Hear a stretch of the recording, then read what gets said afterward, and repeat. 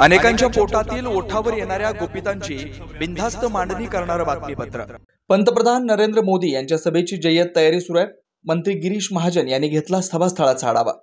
पंतप्रधान नरेंद्र मोदी 28 फेब्रुवारी रोजी भारी येथे महिला बचत गटाच्या मेळाव्यासाठी येत आहेत। या ठिकाणी भव्य सभा मंडप उभारण्यात आला आहे। 2 लाख महिला मेळाव्यासाठी आणण्याचं नियोजन करण्यात आलंय। मंत्री गिरीश महाजन यांनी आज सभास्थळी सर्व समितीचा आढावा घेत बैठक घेतली। या बैठकीला मंत्री गिरीश महाजन, पालकमंत्री संजय राठोड, जिल्हाधिकारी डॉक्टर पंकज आशिया, जिल्हा पोलीस अधीक्षक डॉक्टर पवन बनसोड, आमदार मदन येरावार व इतर आमदार उपस्थित होते। महिला सक्षमीकरणाच्या दृष्टीने माननीय पंतप्रधान यांचा दृष्टिकोन आपल्याला माहिती आहे, अतिशय वेगळा आहे। महिलाचं सक्षमीकरण झालं पाहिजे, ते आपल्या पायावर उभ्या राहिल्या पाहिजे आणि त्या दृष्टीने बचत गट असतील, उमेद असतील, याच्या महिलांचा मोठा मेळावा, मोठा म्हणजे महाराष्ट्रामध्ये आतापर्यंत एवढा मोठा मेळावा झालेला नसेल, एवढा मोठ्या प्रमाणामध्ये संख्येमध्ये आमच्या भगिनी या ठिकाणी येणार आहेत। आपण बघता इथे तयारी बघून मला असं वाटतं की मी अनेक कार्यक्रम बघितले साहेबांचे, मी नियोजन त्या ठिकाणी करायला होतो, पण सर्वात मोठा कार्यक्रम मला वाटतं हा यवतमाळला या ठिकाणी होणार आहे। मोठ्या संख्येमध्ये जवळ 2 लाखाच्या वर महिला, 2-2.5 लाख महिला या ठिकाणी या कार्यक्रमाला येतील। त्याचं नियोजन सगळं या ठिकाणी झालेलं आहे, त्याच्या बैठकी झालेल्या आहे, की सूक्ष्म असं नियोजन या बैठकीचं या ठिकाणी झालेलं आहे आणि उद्या शार्प 3 वाजता या सभेला या ठिकाणी सुरुवात होईल। अतिशय सुंदर असं नियोजन आम्ही या सभेचं केलेलं आहे आणि म्हणून मी सगळ्यांना आवाहन करेल आमच्या भगिनींना की सर्वांनी आणि पुरुष कार्यकर्ते त्यांनी मोठ्या संख्येमध्ये या सभेला हजर राहावं। आहेत सर्वोच्च पदावर आहेत, उपमुख्यमंत्री आहेत, तुम्ही त्यांना शिव्या घालाल, ते तर असं तर रोज सगळ्यांना शिव्या घालत होते, सगळ्यांनी निषेध करायच्या गोष्टीचा, पण आज तुम्ही मुख्यमंत्र्यांच्या बाबतीमध्ये ते बोलाल, मान्य देवेंद्रच्या बाबतीमध्ये इतकं घाण शब्दामध्ये तुम्ही करता काय? तुम्ही आई बहिणीवर उल्लेख करतात, शिव्या घालतायत, म्हणजे तुम्ही आहात कोण? तुम्हाला अधिकार कोणी दिलेला आहे?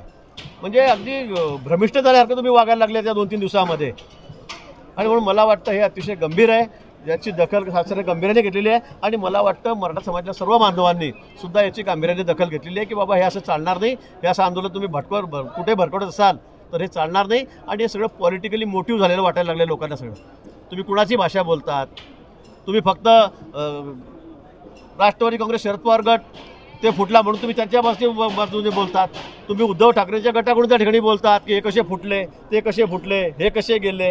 हा तुमचं काम आहे का? हा तुमचा विषय आहे का? तुम्ही फक्त मराठा समाजाच्या आरक्षणाच्या बाबतीत बोला ना, पण तुम्ही जे बोलतात ते अतिशय तुम्ही राजकीय बोलायला लागलेला आहे, तरी सर्वांच्या लक्षात आलेलं आहे। नाही, काही प्रमाणामध्ये सुरुवातीला असं वाटत होतं की जरांगे पाटील प्रामाणिकपणे मराठा समाजाच्या आरक्षणाच्या बाबतीमध्ये बोलतायत, लढतायत, झगडतायत आणि म्हणून सरकारने सुद्धा आधी त्याची दखल आम्ही अतिशय गांभीर्याने घेतलेली होती। मी स्वतः 5-6 वेळा त्यांच्याकडे जाऊन आलो, माझ्याबरोबर आमचे सहकारी मंत्री होते, नंतर तर मुख्यमंत्री महोदय स्वतः आले। दुसऱ्यांदा सुद्धा आम्ही मुंबईला ज्यावेळेला ते मोर्चे घेऊन आले, मुख्यमंत्री महोदय स्वतः त्या ठिकाणी आलेत आणि इतकं आदरपूर्वक काम त्यांचं त्या ठिकाणी, इतका रिस्पेक्ट आम्ही त्यांचा केला। पण गेल्या 2-3 दिवसापासून ते ज्या पद्धतीने स्क्रिप्ट वाचता आहेत, म्हणजे मला असं वाटतं की ते राष्ट्रवादी काँग्रेसचे आणि शिवसेनेचे प्रवक्ते आहेत की काय, अशा पद्धतीनेच बोलत आहेत। म्हणजे भाजपने कसे लोक फोडलेत, राष्ट्रवादी कशी संपवण्याचा प्रयत्न केला, शिवसेना कसा संपवण्याचा प्रयत्न केला, हे त्यांचं काम आहे का? तुमचं काम आहे मराठा समाजाला आरक्षण देण्याची तुमची मागणी आहे ती तुम्ही बोला ना, पण तुम्ही अशा पद्धतीने पॉलिटिकलच बोलायला लागलेत आणि त्याहीपेक्षा गंभीर त्यांनी आमच्या नेत्यांच्या बाबतीत, मग मुख्यमंत्री मोदी असतील आणि विशेष करून देवेंद्रजी असतील, त्यांच्या बाबतीमध्ये जे अतिशय वाईट वाचाळ भाषेमध्ये त्यांनी जे वक्तव्य केलेलं आहे ते खरं म्हणजे अतिशय दखलपात्र आहे। माननीय मुख्यमंत्र्यांच्या बाबतीमध्ये सुद्धा एकेरी भाषेमध्ये ते काय काय बोलत आहेत, भुजबळ साहेबांना तर त्यांनी काय काय वाटेल तसे बोललेत, पण त्याहीपेक्षा गंभीर देवेंद्रजीच्या बाबतीमध्ये त्यांनी परवा जे वक्तव्य केलेलं आहे ते अतिशय गंभीर आहे। त्याचं कोणी आम्ही समर्थन करणार नाही आणि इतकं हलकं आम्ही घेणार नाही। म्हणजे आतापर्यंत तुम्हाला आम्ही एवढा रिस्पेक्ट दिला, तुमचा आदर केला, याचा अर्थ तुम्ही वाटेल तसं बेताल बोलायचं आणि शिवीगाळ करायची, आई बहिणीचा उल्लेख करायचा, मला वाटतं ही बाब अतिशय गंभीर आहे आणि त्या बाबतीमध्ये आज एसआयटीची मागणी की या म्हणजे कोण आहे ही स्क्रिप्ट तुम्हाला एवढी पॉलिटिकल देतं, कोण आहे, कोण लिहून देतं आणि कोणाची भाषा तुम्ही बोलतात, मला वाटतं याचाही विचार झाला पाहिजे आणि म्हणून एसआयटीची मागणी आज त्या ठिकाणी करण्यात आलेली आहे आणि त्याला मान्यताही मिळालेली आहे। आता यातून सर्व स्पष्ट होईल कोणाचे फोन कोणाला आले, कोण कोणाशी बोलत होतं, कोणी काय काय वक्तव्य केलेलं आहे आणि इतकं खालच्या भाषेमध्ये म्हणजे पंतप्रधान कसा येतो, अमित शहा कसं, म्हणजे एकेरी भाषेमध्ये तुम्ही पंतप्रधान बोलतो, म्हणजे तुम्ही स्वतःला काय समजतात? तुम्ही एवढे सुप्रीमो झालेला आहात का?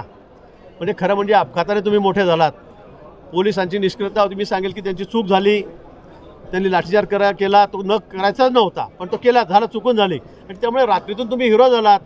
पण याचा अर्थ असा तुम्ही सगळ्या यंत्रणेला किंवा सर्वोच्च पदावर असलेल्या राज्य मुख्यमंत्र्यांना, उपमुख्यमंत्री महोदयांना तुम्ही एवढ्या घाण शब्दात बोलाल, एकेरी भाषेमध्ये बोलाल, तुझ्या घरी येतो, तुला बघतो आणि काय आरोप करतायत? सलाईनमधून मला पॉयझन देणार होते, मला मारून टाकणार होते, मला गोळ्या झाडणार होते. म्हणजे असं आपण भ्रमिष्ट आहात का? लोकांना कळत नाही काय गोष्टी. आणि म्हणून आतापर्यंत काय असेल ते आम्ही त्यांना मदत करत होतो. अतिशय आमच्या भावना मराठा समाजाच्या बाबतीत तुम्हाला माहिती आहे काय काय नाही म्हणून. पण तुम्ही अवास्तव काही मागाल जे कायद्याने टिकणारच नाही, असं तुम्ही रोज काही ना काही नवीन मागण्या कराल, तर मला वाटतं हे बरोबर नाही.